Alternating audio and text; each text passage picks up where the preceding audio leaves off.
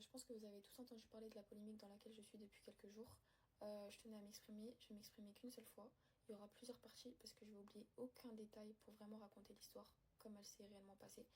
Et je vais donner un nom à la personne concernée pour pas avoir des problèmes avec la justice au vu de la procédure judiciaire qui est en cours. Donc on va l'appeler Rose.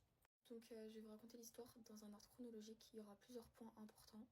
Là, on va commencer directement avec tout ce qui s'est passé début janvier. Donc, il faut savoir que Rose et moi, on a repris contact, on est redevenues copines et elle avait besoin de passer son permis. Donc, je lui ai proposé de passer son permis gratuitement dans l'auto-école dans laquelle je travaille en partenariat. J'ai proposé son profil à l'auto-école, ils ont accepté. Et suite à ça, elle m'a fait part qu'elle avait plus d'alternance pour faire son BTS. Dès sa première année de conduite, elle a demandé à mon patron s'il connaissait des entreprises dans lesquelles elle pouvait être recrutée pour terminer son année d'alternance. Et suite à ça, moi j'ai eu une conversation avec lui en insistant sur le fait qu'il fallait qu'il la prenne en alternance dans l'auto-école vu que c'était ma copine. Mais il faut savoir qu'il ne faut jamais mélanger le travail et l'amitié. Du coup, elle a eu une nouvelle alternance et une auto-école dans laquelle elle pouvait passer son permis. Maintenant, venons à la story time de la voiture qui a eu lieu le 11 janvier à 15h.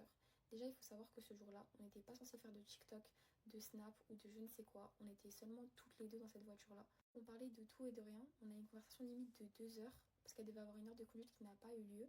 Et au final, on a déballé le sujet de quel est ton budget pour une voiture. Parce que moi, je voulais l'aider à trouver une voiture. Elle avait sur PayPal. Je ne savais même pas qu'elle avait de l'argent sur PayPal à la base. Elle m'a montré son compte La Banque Postale, son compte Revolut si je ne me trompe pas.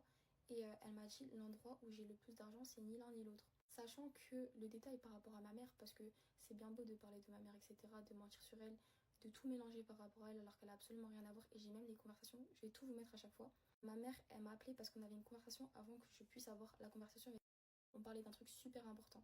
Elle m'a appelé au même moment et elle me disait que c'était urgent. Du coup, moi, j'ai aucune gêne. Je réponds à ma mère, je lui dis bien qu'il y a ma copine qui est à côté de moi, que si c'est par rapport à la discussion qu'on a eue plus tôt, il faudrait en parler plus tard. Pour vous dire, à ce moment-là, Rose, elle avait même pas encore été sur son PayPal. Et dès qu'elle a été sur son PayPal, j'étais en appel avec ma mère. Et je lui ai dit, mais il faut jamais faire ça. PayPal, c'est une application de transfert d'argent, ce n'est pas une banque, il ne faut pas épargner de l'argent dessus. Avec toute la bienveillance du monde, je lui ai dit ça. Ma mère, elle m'a demandé ce qui se passait. J'ai commencé à lui expliquer. Et Rose a continué à lui expliquer en lui disant, je ne veux pas que ma mère soit au courant des revenus que je gagne grâce aux réseaux sociaux. Du coup, c'est pour cela que je garde cet argent sur PayPal.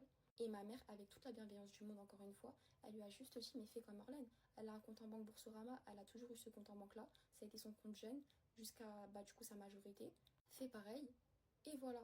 Juste pour vous dire à quel point l'histoire elle a été remixée, juste après l'appel, j'ai envoyé l'Instagram de Rose à ma mère pour lui montrer ses photos parce que je sais plus, la discussion après, elle était plus sur les comptes en banque. On avait passé ce sujet-là. Et ma mère, elle a juste donc maintenant, on va passer à l'étape de l'anniversaire qui a eu lieu le 27 janvier. Déjà, il faut savoir que ce jour-là, je ne devais même pas y aller. À la base, j'étais invitée, j'avais dit oui, etc. Mais ce jour-là, je ne devais pas aller. J'ai dû mettre mes problèmes de côté pour aller à l'anniversaire. Je suis directement partie au centre commercial pour lui prendre son cadeau. L'anniversaire, il commençait à 21h. Je suis arrivée à 20h. Et dans les invités, pour vous faire un topo, pour que vous puissiez visualiser, il y avait ses cousines, ses copines d'école, ses copains d'école, son mec et le frère de son mec, si je ne me trompe pas. On était une vingtaine. Déjà, dites-moi pourquoi sur à peu près 20 invités, il y a un seul suspect.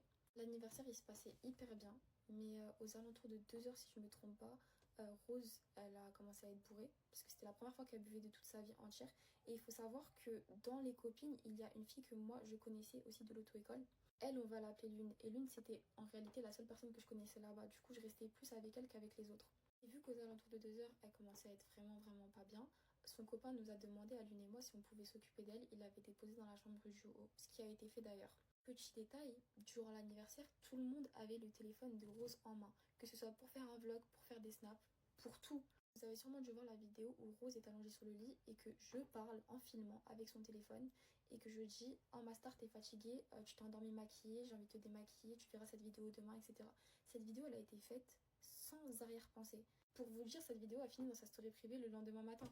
Je n'ai jamais eu son code de téléphone et il faut savoir plan sur le lit. De la même manière dont j'ai filmé la première vidéo, du coup avec son téléphone verrouillé sur la caméra. Dès que je suis descendue de la chambre, j'ai vu qu'il y avait énormément d'inconnus qui étaient rentrés dans la maison de l'anniversaire, que la musique elle était hyper forte. Et il faut savoir aussi que lorsqu'il y a une musique qui est passée, j'ai fait un playback. Et ça, Rose ne le sait pas parce que j'ai essayé de lui démontrer. À plusieurs reprises, elle a essayé de dire oui, je lui ai laissé l'occasion de me parler, etc. etc. Là, je vous en parlerai par la suite dans la story time. Mais ne pensez pas que j'ai fui ou quoi, j'ai toujours été là. Il y a une vidéo de moi à 4h37 en train de faire un playback sur mon téléphone. Il y a un virement qui a été fait à 4h35. Je le sais parce qu'elle a envoyé des captures d'écran à certaines personnes et c'est venu à moi. Donc dites-moi comment en 2 minutes j'aurais pu faire le virement, déposer le téléphone, descendre, prendre mon téléphone, attendre qu'il y ait une musique que je connaisse, faire un playback comme si de rien n'était. Je suis pas flash, je peux rien faire. En 2 minutes, tu veux faire quoi? Tu peux rien faire du tout. Maintenant, concernant l'accès à son compte PayPal. Déjà, comme je vous l'ai dit précédemment dans la vidéo, j'ai jamais eu accès à son téléphone parce que je n'avais pas son mot de passe de téléphone. Mais imaginons que j'ai pu avoir son mot de passe de téléphone. Comme elle a pu le dire dans ses vidéos, pour aller sur son compte PayPal, il faut son Face ID. Si j'avais été avec elle à ce moment-là, je n'aurais pas pu avoir son Face ID puisque lorsqu'on a les yeux fermés, le Face ID ne fonctionne pas. Si on suit sa logique, j'ai pu avoir accès au compte PayPal parce que le Face ID n'a pas fonctionné et qu'on m'a demandé un code.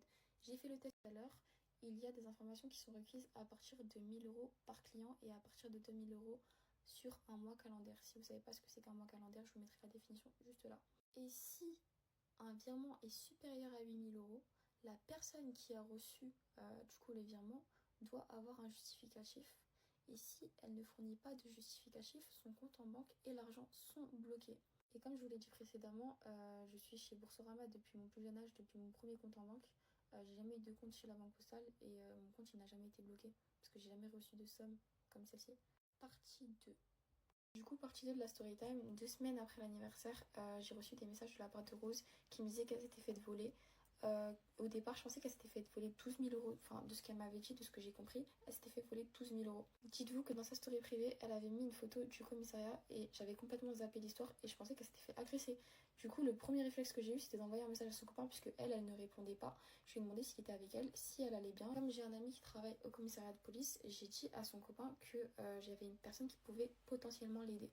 Je l'avais déjà contactée en lui expliquant la situation. Et elle s'est fait voler 7 000 €. Et elle a que les 4 derniers chiffres du compte et l'heure à laquelle ça s'est passé et comme quoi le compte c'est un compte de la banque postale. Et PayPal ils veulent pas la rembourser parce que ça a été fait sur son compte à elle. Et en gros là elle est partie au commissariat parce que PayPal ils lui ont dit d'aller au commissariat pour du coup régler. Dans les captures d'écran que je parle avec mon ami de 7 000 €. J'ai pu voir des vidéos, des rediffusions de live de l'une qui disait clairement que j'avais dit à Rose que c'était pas une bonne idée de porter plainte. C'est totalement faux. Je ne lui ai pas dit de ne pas aller porter plainte, dans tous les cas elle l'avait déjà fait. Je lui ai dit que la principale priorité c'était de retrouver le voleur et de retrouver son argent, de faire un litige sur PayPal, d'essayer de regarder sur l'application directement si elle pouvait pas voir vers qui la transaction avait été faite. Mais je vois pas l'intérêt pour moi de lui avoir dit que c'était pas une bonne idée de déposer plainte alors qu'à la seconde d'avant j'étais en train de poser des questions à mon ami qui travaille au commissariat de police. C'est illogique. Entre le 7 et le 22 février, on a commencé à réellement travailler ensemble. On avait vraiment cette relation de copine.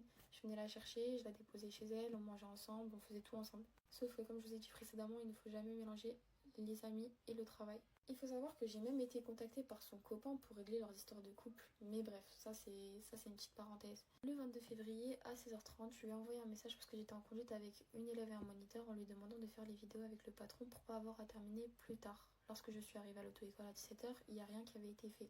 J'étais énervée, mais je lui ai pas montré parce que c'est ma copine et qu'elle a déjà des problèmes personnels, je voulais pas en rajouter, mais ça se voyait sur ma tête que j'étais archi énervée. Du coup, j'ai tout fait rapidement. Elle est venue me voir en me disant que l'enquête elle avait avancé, que la police l'avait appelée et qu'elle avait rendez-vous avec eux juste avant un événement airborne. J'ai pris sur moi malgré le fait que j'étais énervée après. Je te jure, j'en avais marre la vérité. Ça se voit que t'étais contente, je sais même pourquoi, je te regardais, j'étais en mode wesh, c'est pas ça. Je te jure, j'étais en D'ailleurs, t'avais un tête aigri, wesh. J'ai pris un peu dans les papes et que la personne elle a profité, c'est ce que je me dis. Mais la vérité, moi ça me ferait trop mal au cœur parce que c'est des proches qui étaient là, wesh. Dans tous les cas, la vérité finit toujours par éclater. Du coup, ce qui s'est passé, c'est que je lui ai demandé s'il y avait quelqu'un qui l'a déposée chez elle ou au commissariat ou même à son événement. Elle m'a dit que c'était bon et qu'elle avait juste besoin que je la dépose à la gare. Donc j'ai déposé la personne qui était avec nous et Rose à la gare. Et lorsque je suis arrivée chez moi, j'ai reçu une notification de note parce qu'on avait un note partagé pour voir tout le travail qu'il y avait à faire pour l'auto-école. Donc je reçois la notification, je clique dessus et je vois qu'il y a une modification qui a été faite à 17h13. Elle avait complètement oublié que j'étais dans le note partagé et elle a clairement écrit « Ne dis pas Orlan con » et elle a pas fini sa phrase. Donc ça veut clairement dire qu'elle voulait parler de moi sans que je sois au courant en montrant son téléphone à la personne qui était avec nous à ce moment-là. Lorsque je l'ai appelée pour la confronter, elle m'a clairement sorti un mytho en me disant qu'elle voulait ouvrir son agence et qu'elle voulait pas que je sois au courant pour le moment, que ses projets ils sont pas encore aboutis, du coup elle voulait pas trop en parler. Cet appel-là, il a eu lieu à 18h40 si je ne me trompe pas parce que je retrouve pas l'appel. Il a eu lieu à 17h40 en fast time. Au moment où on s'est appelé, elle venait de rentrer chez elle, elle n'était pas encore prête et plus tard dans la soirée, j'ai reçu un message de Lune qui me disait dans le groupe qu'on avait même proposé du coup des activités comme réserver un spa. Lune, elle m'a clairement dit que ça servait à rien, que le seul truc qui pouvait lui remonter le moral, c'était que j'envoie un message à mon ami policier. Du coup, j'ai dit que j'allais en parler à Rose et le lendemain, c'est ce que j'ai fait. J'ai demandé à Rose si elle voulait que je demande de nouvelles informations à mon ami policier malgré le fait qu'elle n'ait pas déposé plainte dans le commissariat dans lequel il travaille. Et Rose m'a clairement dit qu'elle voulait son numéro de téléphone et elle m'a demandé de ne pas lui en vouloir si elle souhaitait que les informations qu'elle lui donne ne soient pas divulguées auprès de moi. Ce que j'ai totalement compris, je lui ai dit c'est ton histoire, j'ai pas besoin d'être au courant de tout ce qui se passe, je vais lui demander son numéro de téléphone, s'il accepte tant mieux je te l'envoie directement, mais s'il ne répond pas ou qu'il n'accepte pas je ne pourrai pas te l'envoyer. Donc je suis allée chez une copine à moi, dès que je suis arrivée le premier truc que j'ai fait c'est envoyer un message à mon ami, il n'a malheureusement pas répondu directement, il a répondu le lendemain si je me trompe pas. Et je me suis endormie chez ma copine et à mon réveil j'ai vu que du coup Rose elle avait pris des captures d'écran de nos conversations. Et ce que je ne savais pas, c'est qu'elle était partie DM ma belle-sœur avec un compte fake sur Instagram. Ma belle-sœur, elle avait laissé en remis et ça, on l'a su bien après. Le lendemain, je rentre chez moi, on continue à parler comme si rien n'était malgré le fait que la veille, lorsqu'elle a pris en capture d'écran de ma conversation, je lui ai demandé pourquoi et qu'elle était limite désagréable lorsqu'elle parlait. Je suis rentrée et elle m'a dit j'ai pas apprécié ton comportement, il faut toujours te courir après pour avoir des informations, etc. Je lui ai dit mais le 7 février, t'avais déjà déposé plainte, j'ai demandé des informations à mon ami. C'est incohérent, j'aurais pas pu faire ça. Sachant que tu travailles avec moi, qu'on se reparle depuis très peu de temps, je suis allée voir mon ami qui travaille à la police. En fait, je lui ai énuméré tout ce qui a pu se passer de bien en lui disant que c'était illogique que je puisse faire un truc pareil. Après, je crois qu'elle m'a répondu ouais, je sais plus quoi penser, ça me saoule. Et moi, j'ai essayé d'être réconfortante, je me suis mise à sa place et je lui ai dit là, c'est normal, on parle d'une somme qui va jusque presque 10 000 euros. Mais j'aurais mené mon enquête quitte à me mettre des gens à dos. Je lui ai dit de mener son enquête malgré le fait que la police enquête déjà. Le 25 février, elle a relancé ma belle-sœur et le 26 février, ma belle-sœur lui a répondu. Donc elles ont eu une conversation toutes les deux et elle disait clairement que j'étais coupable du vol. Elle lui a carrément envoyé son numéro et elle a envoyé de nombreux messages pour qu'elle puisse lui répondre. Il y a beaucoup de choses dans la conversation qui ont été inventées. Il faut savoir qu'à ce moment-là, elle disait elle-même et elle sous-entendait qu'elle n'avait aucune preuve contre moi, qu'elle n'était pas sûre que c'était moi mais qu'elle voulait simplement des informations du coup sur moi. Elle a limite supplié ma belle-sœur pour pas qu'elle m'en parle. Elle lui a envoyé son numéro de téléphone et elle a envoyé des messages à plusieurs reprises. Ma belle-sœur, dès qu'elle a reçu un message avec une histoire aussi grave, elle m'a directement appelé en m'envoyant les captures d'écran. Partie 3, avec la bagarre, parce que vous savez pas, il y a une bagarre. Partie 3, du coup, j'étais au moment où elle est partie envoyer des messages à ma belle-sœur. Il faut savoir qu'elle lui a envoyé les vidéos qu'elle avait prises de moi en cachette et elle lui a clairement dit que mon comportement était bizarre et ma belle-sœur, elle me connaît. Donc elle lui a dit que non, mon comportement était normal, que je suis juste quelqu'un qui n'est pas tout le temps expressive. Elle lui avait transféré qu'elle veut m'appeler, qu'elle veut m'avoir au téléphone à plusieurs reprises, à 3 reprises, en me disant oui, Orlane... j'ai pas été réceptive la dernière fois, j'étais pas trop ouverte à ce qu'on s'appelle, mais là je le veux vraiment, etc. Sauf que moi je savais très bien qu'elle allait enregistrer, et avec tout ce que je savais très bien que j'allais l'insulter. Du coup, je me suis abstenue et je ne lui ai pas répondu au téléphone, j'ai changé de sujet. Elle m'envoyait des snaps comme si rien n'était, elle me parlait de sa semaine d'école, de sa vie et tout, et je calculais pas plus que ça parce que j'étais vraiment très très en colère. Le lendemain, mon ami policier m'a relancé et moi, vu que j'étais au courant de ce qu'elle faisait dans mon dos, je lui ai directement envoyé un message, on s'est appelé, je lui ai tout expliqué. Et je savais très bien que dans un futur proche, Mademoiselle Rose allait le contacter. Donc ce que j'ai fait, on n'était plus abonnés lui et moi ensemble.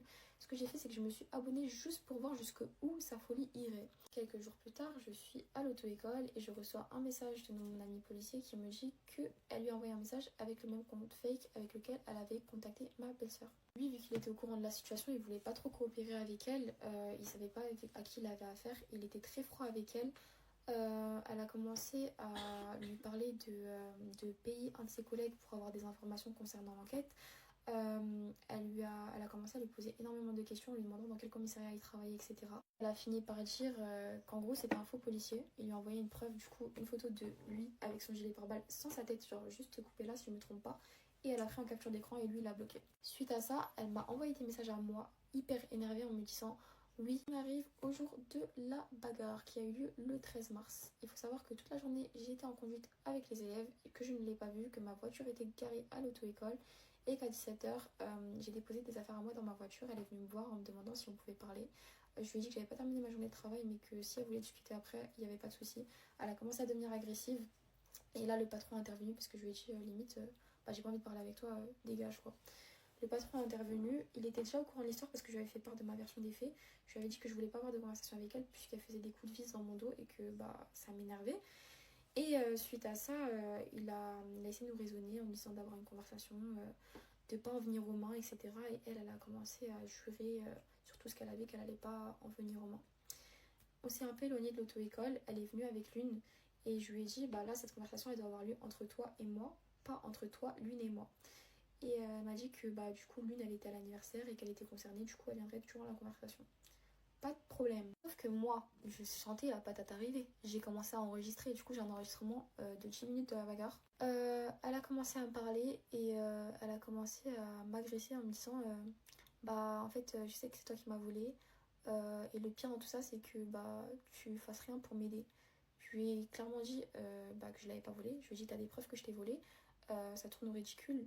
Elle me dit que j'ai rien fait pour elle. Je lui ai dit si, j'ai fait ça. Elle a commencé à s'énerver et moi j'étais c'est ce qui s'est passé. Elle m'a mis une claque et là moi je me suis dit ça y est, il n'y a plus de limite en fait. Tu m'as giflé, je vais pas me laisser faire, je vais pas rester là à rien faire. Je lui ai littéralement sauté dessus. En fait je vous donne les détails de la bagarre mais vous allez entendre dans l'audio. Dites-vous que c'était en plein ramadan en plus. J'étais en train de jeûner. Je lui ai arraché sa perruque, des vrais cheveux, je l'ai frappée. Ensuite Lune elle est rentrée dans la bagarre. Du coup, je me suis retrouvée par terre au-dessus d'elle. Et quand elle est rentrée dans la bagarre, ça s'est inversé. La bagarre, elle a même pas duré 20 secondes. Ça a été hyper rapide. Il y a un monsieur qui est venu nous séparer. Et ensuite, je lui ai hurlé dessus. Vous allez entendre dans les vocaux. J'ai commencé à l'insulter de tous les noms. Elle a commencé à me dire « Orlan, je te maudis, etc. » Et suite à ça, je reçois un appel de ma mère qui me dit qu'elle a été appelée, du coup, par Rose, excusez-moi. Et moi je me dis mais c'est impossible en fait, comment elle a pu avoir le numéro de ma mère, c'est impossible. Personne n'a le numéro de ma mère, même pas mon copain. Elle lui a clairement dit oui madame venez etc, on va boire un café avec votre mari, je vais vous montrer toutes les preuves que j'ai contre votre fille. Parce que ma mère elle a pas de temps à perdre en fait, elle lui a clairement dit si tu as des preuves contre elle comme je te le dis, va déposer plainte, ma fille je la connais, elle me dit qu'elle a pas volé, c'est qu'elle n'a pas volé, maintenant qu'est-ce que tu veux que je fasse pour toi? T'as des preuves comme tu le dis, va déposer plainte. Elle a pris la parole en disant que mes parents m'ont laissé pour dépourvu. C'est en fait qu'elle a dû prendre les paroles de ma mère dans le sens où elle s'est dit oui ma mère elle a juste dit d'aller déposer plainte. Mais en fait c'est normal, n'importe qui aurait réagi comme ça. Ma mère elle sait que j'ai rien à me reprocher, que j'ai rien à craindre. Je vois pas pourquoi. C'est parce que elle et moi on n'avait pas le droit de parler de l'une et de l'autre sur les réseaux sociaux pour notre sécurité au travail vu qu'on travaille dans la même entreprise. Donc je voyais pas pourquoi elle aurait le droit de parler sur les réseaux et moi on me l'interdisait. C'est pour ça qu'à plusieurs reprises elle a dû supprimer des vidéos. Et il faut savoir qu'un jour j'ai fait un Get Ready With Me où je me préparais et que j'ai simplement dit que mes pneus avaient été crevés suite à des problèmes que j'avais eu avec une certaine personne sans dire qui, sans dire où, sans dire quand. Et elle est partie voir notre supérieur hiérarchique, limite en pleurs, pour lui demander de me dire de supprimer la vidéo. Notre supérieur hiérarchique a eu une conversation avec elle en lui demandant pourquoi elle pensait que c'était moi et si elle avait des preuves concrètes.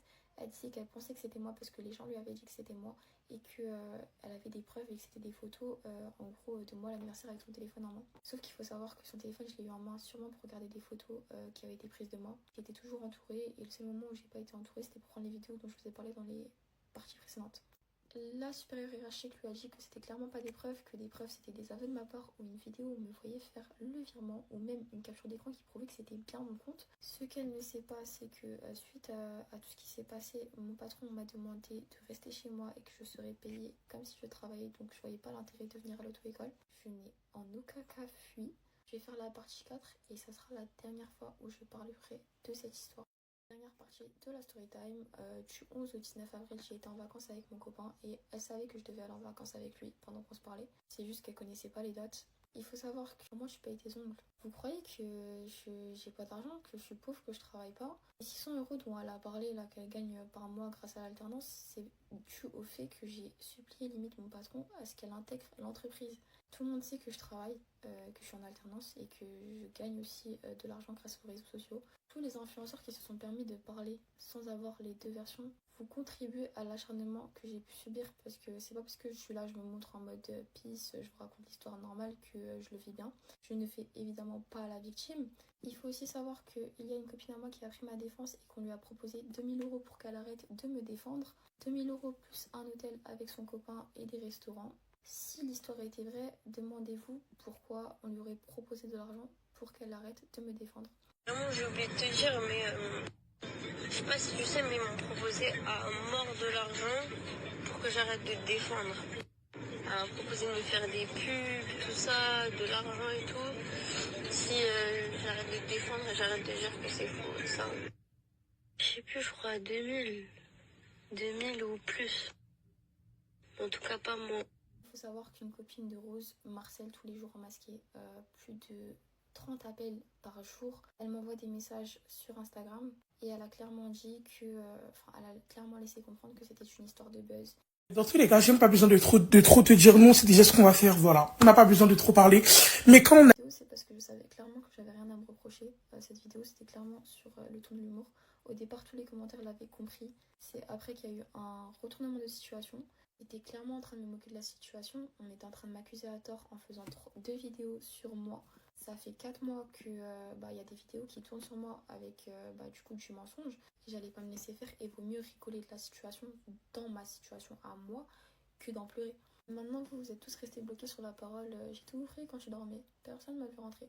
Sauf qu'en réalité, il y a d'autres paroles qui sont hyper importantes dans la musique. L'enquête sera menée. C'est juste pour vous dire que moi, j'ai ma propre version de l'histoire, que j'ai absolument rien à me reprocher et qu'il faut arrêter d'harceler les gens gratuitement, surtout quand vous n'avez pas les deux versions d'une histoire.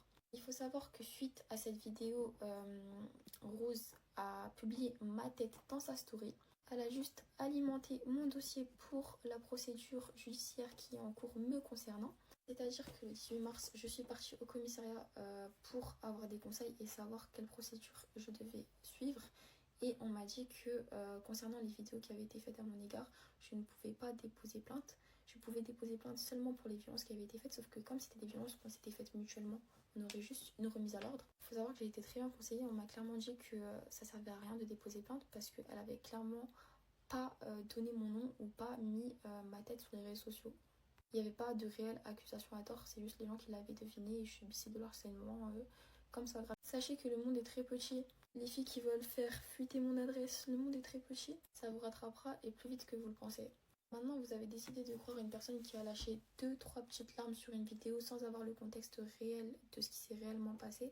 Vous avez voulu m'accabler à cause de ma vidéo. Bon, en vrai, j'ai un peu abusé. Mais vous avez voulu m'accabler à cause de ma vidéo sans avoir ma version. Maintenant, vous avez ma version des faits. Vous voulez me croire, tant mieux. Vous ne voulez pas me croire.